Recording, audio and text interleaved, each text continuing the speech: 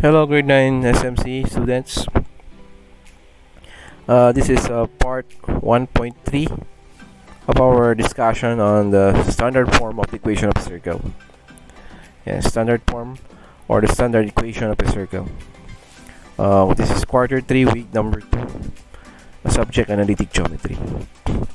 So, what is a circle? Circle is a set of points, a given distance from one point called the center. And the distance from the center is called the radius. So you can see in the picture, distance from the center is the radius. And the standard equation of the circle, if the circle is at the origin, we have the equation x squared plus y squared equals r squared. R is the radius. Okay, we have learned that in part 1.1 of our discussion of the topic, a standard form of the equation of circle. If the circle is not at the origin, we have here the equation x minus h quantity squared plus y minus k quantity squared equals r squared, where the center is at hk. R is the radius. Yan ang graph. Center hk, r radius. We have here the point on the circle xy. Solve for r, we can use the solve for r, we can use this equation here by getting the square root of both sides. So r is square root of x minus h quantity squared plus y minus k quantity squared. Yan. So let us know how write the equation of the circle. Center negative 5, 0, radius is 4.8. What is h and k? H is negative 5, k is 0. So substitute in the standard form of the circle here. So we have x minus negative 5 quantity squared plus y minus 0 quantity squared equals 4.8 squared. X minus negative 5 is x plus 5 squared. Y minus 0 is y, so we have y squared. 4.8 squared is 23.04. So this is now the equation of the circle whose center is at negative 5, 0, radius is 4.8. X plus 5 quantity squared plus y squared equals 23.04. Next, center 4, negative 3, and a point on the circle is 2, 1. Write the equation of the circle. So let's first identify h, which is 4, k negative 3. H is 4, k negative 3, x 2, y is 1. What is r? Okay, to solve for r, just substitute h, k, x, and y to the standard form of the circle.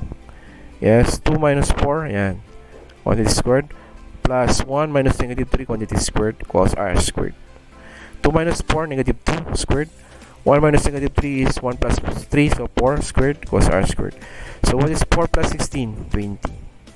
Get the square root of both sides. R is square root of r squared is 20, or therefore its radius is square root of 20. Then substitute in the standard form of the circle. X minus 4 quantity squared plus y minus negative 3 quantity squared equals 20. Kasi r squared is 20, diba? But in fact, yung radius niya is square root of 20. So therefore, the equation of the circle whose center is at 4, negative 3 passes through the point 2, 1. X minus 4 quantity squared plus y plus 3 quantity squared equals 20. Given the equation of the circle x minus 13 quantity squared plus y minus 6 quantity squared equals 5 squared, tell if the point is inside or outside the circle. 5, 6. Is the point 5, 6 inside or outside the circle? Okay, substitute. 5 is x, y is 6, so 5 minus 13 squared plus 6 minus 6 squared. So we have negative 8 squared plus 0 squared equals 25. Is it less than, greater than, or equal? So the rule here is, if it's greater than, then it's outside the circle. If it's less than, then it's inside. If it's equal, it's on the circle. So what's the answer? Outside ba siya? Equal. Yes, kasi 64. 64 is greater than 64 is greater than 25. So outside siya. Pag less than, inside. Pag equal, it's on the circle. So 5, 6 is outside the circle. Here, x minus 13 squared plus y minus 6 quantity squared equals 5 squared. How about the point 14.8? Is it outside, inside, or equal on the circle? In. Okay, just substitute. If it's less than 25, inside. How about 29? Outside na naman. Kasi greater than. Yes, pag greater than, outside. Pag less than, inside. Just substitute here. How about the point 16.2? 16 minus 13, let's try. 3 is 9. 2 minus 6, negative 4. 16. 16 plus 9, 25. Equal siya. So, it's on the circle. Conic section. A curve formed by the intersection of plane and a double cone. By changing the plane, you can create a circle, ellipse, parabola, or hyperbola. So, we are now on circles. Okay, quarter 4 will be about ellipse, parabola, and hyperbola. Now, identify a circle, ellipse, parabola, or hyperbola and explain why. So, I think we're still on circle. We have not discussed ellipse, parabola, and hyperbola yet. So, but I think this will be a good advanced lesson for you. Because in the fourth quarter, we will be discussing ellipse, parabola, and hyperbola. Number 1, is it a circle, ellipse, parabola, hyperbola? Okay, it's ellipse. Bakit kaya ellipse? Okay. Circle. Of course, circle in the origin. Hyperbola. Parabola, ellipse, hyperbola, ellipse, circle, and parabola. Yan, so we will be discussing about ellipse, hyperbola, and parabola in the succeeding lessons. Okay, we'll just focus our attention on circles first. So a circle is a set of all points on a plane that are distance r from a given point called the center. Okay, x squared plus y squared equals r squared. That means the center is 0, it's at the origin, radius is r. Standard form, you know it, x minus h quantity squared plus y minus k quantity squared equals r squared. Center is hk, radius is r. Write in standard form and graph. Radius is 3, center is 3, negative 2. So that's easy. H is 3, k is negative 2, so substitute in the equation. So pag positive 3 yan, that means x minus 3. Pag negative 2 yan, y plus 2 squared. Then you square 3, which is 9. Translate the circle down 1 unit and write to the wait. Translate the circle down 1 unit and write 2 units. Okay, so we have x minus 4 quantity squared plus y plus 2 quantity squared equals 16. How did we do that? Okay, pag down 1 unit plus 1 here. So y. Pag right 2 units, plus 2 ka dito, mag plus 2 ka dito sa ano. Yan. So naging 4, naging 2. Find the center and radius. Oh, that's easy. You can see it immediately. Negative 4, positive 2. Radius is 6. Alright? Center negative 4, 2. Radius is 6. Now, write the equation of the circle that has diameter from 5, 4 to negative 2, negative 6. So, it means that these 2 points are the ends of the diameter. So, it means the midpoint of this is the center of the circle. First, let us determine the distance between these 2 points. The diameter. Yeah, negative 2 minus 5 squared plus negative 6 minus 4 quantity squared. 49 plus 100 is 149. So, therefore, the radius is square root of 149 over 2. Yan yung kanyang radius. You determine first the center.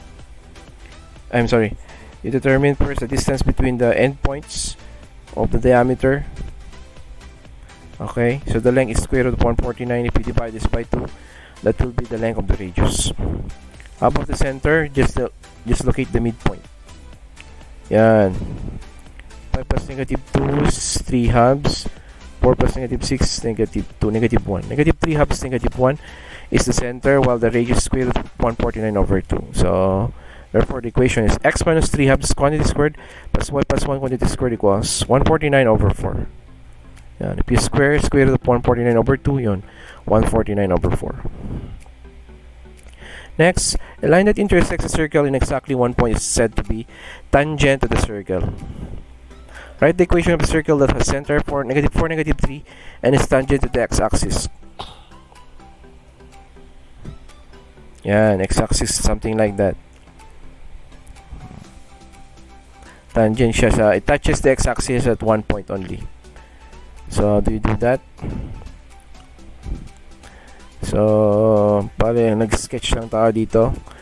Negative 4, negative 3 is in quadrant 3 siya. So, something like this. Negative 4, negative 3. So, that means the radius is 3. So, square mo yung 3, 9. O, diba? Dali. How did we get 3? Just count by counting, diba? Since negative 4, negative 3 dyan, 1, 2, 3. That means the radius is 3. So, since the center is negative 4, negative 3, so, and radius is 3, so the equation of the circle is x plus 4 quantity squared plus y plus 3 quantity squared equals 9. Excuse me. Write in standard form, find C and R. Okay. What is this equation? This is an equation written in general form. So, medyo mag-advanced lesson tayo dito. Our next lesson will be the general form of circle. So, this is an equation of a circle written in general form. So, susulat daw natin to sa standard form. How? We have, group natin yung dalawang x squared minus 4x. Group also yung y squared plus 8y transpose negative 5. So, equals 5. Then, complete the square tayo here. What will we add to x squared minus 4x? Complete the square, which 4 ang add natin. Dito naman, y squared plus 8y. 8 divided by 2 is 4 times 4, 16. So, plus 4 plus 16, plus 4 plus 16 to the right side also. Then, you factor the trinomials here. So, it becomes x minus 2 squared plus y plus 4 squared equals 5 plus 4 plus 16 is 25. So, from general, naging standard form, you can now determine its center and radius. The center is 2, negative 4, radius is 5. Diba? That's easy. Write in standard form, find the center and radius. X squared plus y squared plus 6x minus 7. First transpose negative 7, so positive 7. Okay. Complete square natin to x squared plus 6x plus 9. Kasi 6 divided by 2 is 3, 3 times 3 is 9. So, dito naman, wala siyang partner, so 0. 0 yan. So, 7 plus 9, 16. Ito naman yung factor x plus 3 squared. Y plus 0 squared. So, therefore, the center is negative 3, 0. Radius is the square root of 16, which is 4. So, for your homework, answer page 638 to 639, number 7, 25, 33 to 39. Goodbye. I'll see you again next time. God bless.